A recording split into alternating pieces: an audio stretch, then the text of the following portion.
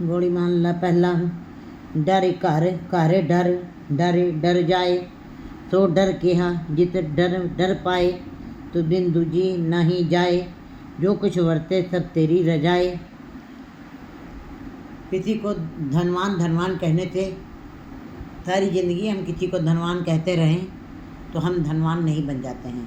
किसी को सारी ज़िंदगी हम गुणवान गुणवान कहते रहें तो हम गुणवान नहीं बन जाते हैं। किसी को हम सारी ज़िंदगी बलशाली कहते रहें, बुद्धिजीवी कहते रहें तो हम बुद्धिजीवी नहीं बन जाते हैं। लेकिन एक परमात्मा ऐसा है जिसको बड़ा बड़ा कहने से जीव बड़ा ही हो जाता है, और जिसको निर्भव जो उस निर्भव को याद रखते हैं, जिन हर निर्भव ध्याया जी, तिनका भव सब गवाती, वो ऐसा निर्भव है, वो परमात्मा निर्भव है। सगली धरती डरे व्यापी, बिन डर करने हारा, वो परमात्मा ही निर्भय है। और जो वो स्वयं निर्भय है वो उसको किसी का भय नहीं है, भय उसने स्वयं बनाया है। इसी प्रकार लेकिन जो जीव उस निर्भव के अंदर रहते हैं, उस निर्भव को याद रखते हैं, उनके अंदर के सारे भय खत्म हो जाते हैं। गुरु जी यहाँ पे इसी प्रकार बता रहे हैं, डर डर डर उपजे डर जाई, जो डर में डर रहा समाई। कहते हैं जीव के अंदर जब परमात्मा के नाम का डर बन जाता है तो उसके अंदर से सारे भय खत्म हो जाते हैं। लेकिन जब दूसरा भय, संसार का भय उसके अंदर बना रहता है, तब सारे भय उसके अंदर समाये रहते हैं। और कभी वो वाले भय खत्म नहीं होते। परमात्मा का भय निर्मल भय है। परमात्मा के भय में जीने वाले जीव जो हैं वो निर्मल हो जाते हैं, वो खेड़े में आ जाते हैं, वो खुशी में आ जाते हैं। डर घर में डर डर जाए, जिस हृदय रूपी घर में परमात्मा का भय समाया है, जिसने परमात्मा का एक भय को अपने हृदय में धारण किया है, उसके हृदय से सारे प्रकार के डर अपने आप ही खत्म हो जाते हैं, क्योंकि परमात्मा के भय के अंदर ही सारे भय समाहित हो गए हैं। इसलिए उसको भी किसी प्रकार का भय नहीं रहता, तो वो निर्भव है। अपने गुरुमुखों को भी वो निर्भय बना देता है। परमात्मा वो किसी से खुद नहीं डरने वाला है। बस सगली धरती डरे व्यापी, सारी धरती के जीव जंतु जितना भी रचना हुई है वो परमात्मा के भय में है। लेकिन जो परमात्मा के भय में जीते हैं फिर वो किसी से नहीं डरते, उनको किसी प्रकार का डर नहीं रह जाता, क्योंकि परमात्मा के स्वरूप में ही सारे भय समा जाते हैं। सो डर के है जित डर डर पाए, वो डर ही कहता जिसके अंदर डर हो। अगर जो संसारिक भय में भय को अपने हृदय में अगर जो कोई धारण करता है तो फिर वो डर सदा ही डर में ही रहता है। तो जो डर होए और डर लग तो हृदय में डर उसको महसूस होता है, और जब हृदय में भय महसूस हुआ है तब वो डर सदा के लिए उसके अंदर बना रहता है, वो कभी ख़त्म नहीं होता है। गुरु जी बताए तुझ बिन दूजी नहीं जाए, पर तुम्हारे अलावा किसी को दूसरा आश्रय भी नहीं है। संसार में सारे जीव जंतु तुम्हारे ही आश्रय में हैं, तुम्हारा ही आश्रय उनको, तुम ही उनका अवलंब हो, तुम ही उनका ताण हो, तुम ही उनका बल हो, और सब तुम्हारे ही आश्रय, सबको आश्रय तेरे बैठा। जो कुछ वर्ते सब तेरी रजाए, और जो कुछ हो रहा है सब तुम्हारी रजा में ही हो रहा है।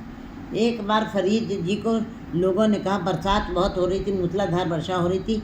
फरीद जी को लोगों ने कहा कि आप तो खुदा के बंदे हैं, आप अरदास कीजिए, ये जितना मूसलाधार वर्षा हो रही है इसमें आपकी भी झोपड़ी, आपकी भी कुटिया बह जाएगी। तब फरीद जी ने अरदास की और कहा कि है हड़ चले जाओ, नहीं तुमको भी परमात्मा के दरबार में तुमको हिसाब देना पड़ेगा। कितने लोग तुम्हारी इस बारिश में बढ़े जा रहे हैं, इसका हिसाब तुमको देना पड़ेगा। जैसे ही फरीद जी ने ये बात कही, हड़ 10 गुना होके आ गया सामने, और ऊंची ऊंची लहरों के साथ हड़ आ गया। तब फरीद जी ने कहा कि नहीं, उस परमात्मा के आगे सदा अरदास ही करनी पड़ेगी, सदा जोदड़ी करनी पड़ेगी। सब जीवों को कहा कि सब लोग मिल करके उस परमात्मा के आगे अरदास करो कि ये मूसलाधार बारिश ख़त्म हो जाए, ये हड़ ख़त्म हो जाए, ये लोगों को घरों को नुकसान न पहुँचाए, हम अरदास कर सकते हैं, हम जोदड़ी कर सकते हैं, हम हुक्म नहीं चला सकते।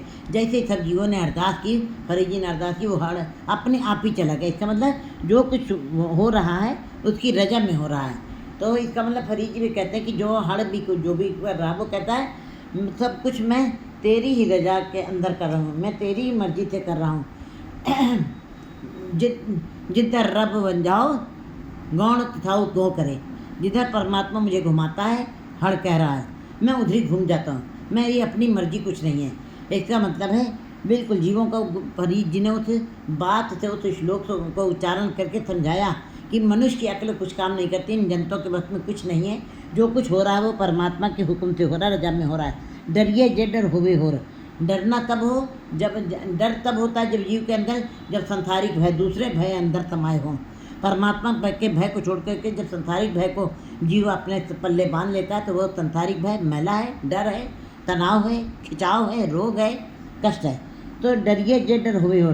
डरना तब होगा जब आप दूसरे संसारिक भय जीते हैं, तब सारे भय आपको लग जाते हैं। डरना मन का शोर।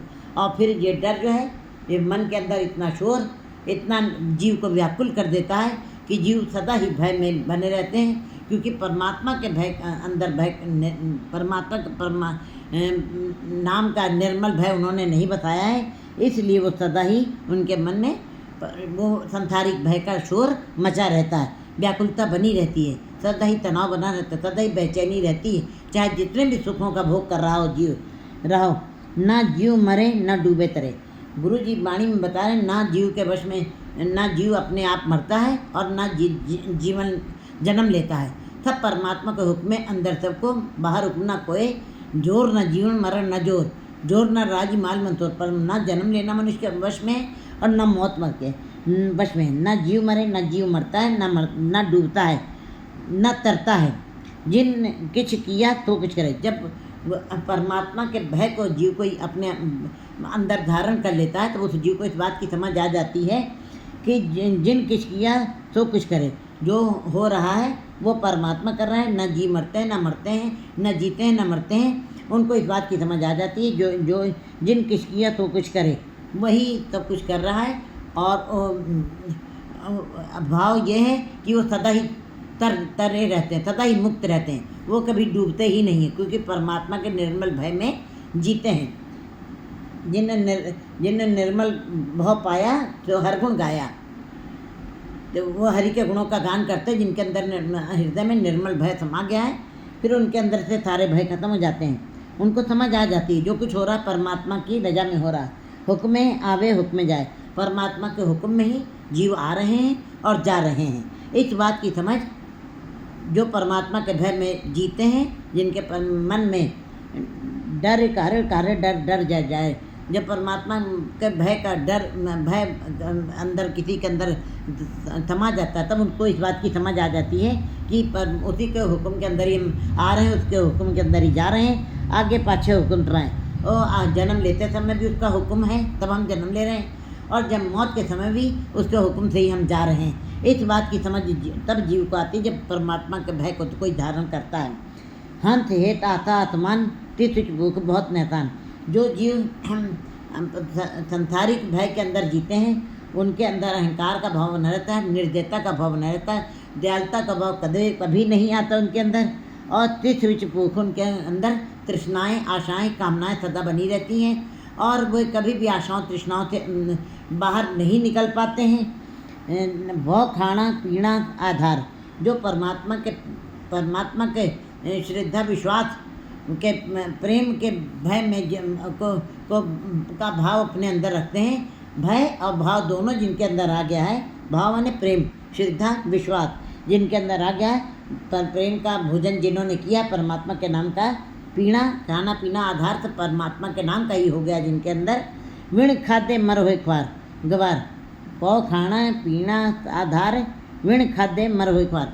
बिना परमात्मा के नाम के भोजन थे ये संसार मर करके ख्वार होके चला जाएगा, वो उसका जीवन व्यर्थ में चला जाएगा जब तक परमात्मा के नाम का भोजन उसके अंदर नहीं जाएगा।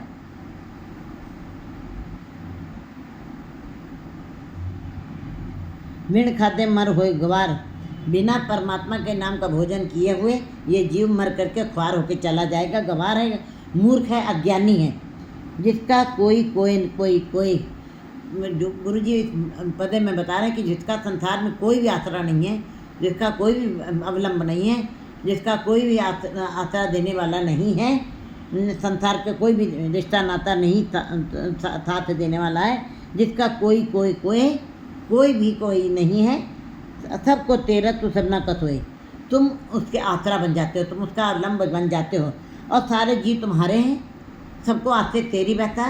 कहते सभी जीव तुम्हारे बनाए हुए हैं और तू सरना का सोए, और तुम ही सबको आसरा देने वाले, संभाल करने वाले हो, और बल देने वाले हो, ताकत देने वाले हो, और आत्मिक जीवन देने वाले हो सबको, क्योंकि सारे जीव तुम्हारे बनाए हैं, कोई दूसरे ने नहीं बनाए।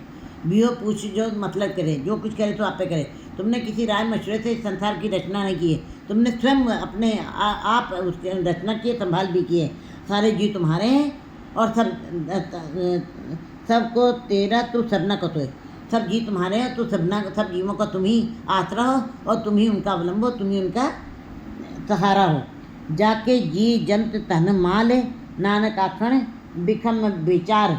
गुरु जी बता रहे हैं कि जीवों के लिए उसी का ही धन माल बनाया हुआ है, परमात्मा ने सारे जीवों के लिए धन माल बनाया हुआ है, लेकिन जीवों को जैसे जैसे वो संभाल देता है, नानक आखण बिखम विचार, संभाल करता है। जो जीव कहते हैं कि परमात्मा कैसे सारे जीवों की संभाल करता है, कैसे उनको उनका भोजन का प्रबंध करता है, कैसे उनके रहने का प्रबंध करता है, अगर जो ये जीव कहते हैं तो ये कहना भी कठिन है, क्योंकि परमात्मा स्वयं अपने आप ही जिन जीवों को उसने बनाया है उसकी संभाल भी स्वयं करता है। कोई जीव ये नहीं कह सकती कि परमात्मा कैसे करता है, ये कहना बड़ा कठिन काम, बड़ा कहना कठिन होगा,